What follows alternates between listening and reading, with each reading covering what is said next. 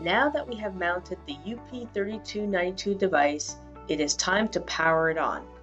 Again, along the bottom, we have all the connectors, and before we turn on the box, we will mount the integrated stack light, which can be purchased separately.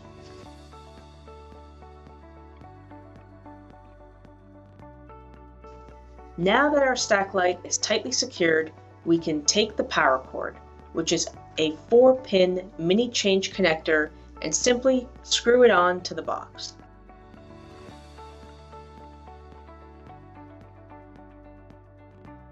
The other side of the cable is an IEC 120 volt connector.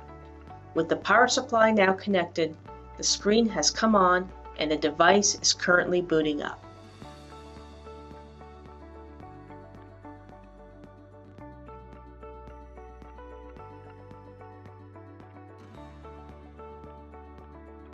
The first time you power it on, the screen will indicate that there is no IP address to connect to. However, by pressing on the hardware prompt, you can open up the test page.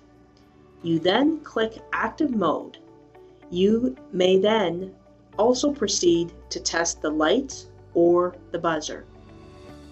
You may also check the external lights.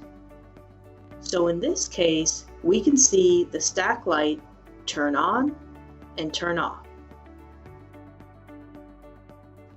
Finally, you may also, of course, check the RFID reader with a badge and check the lights that run above the screen as well.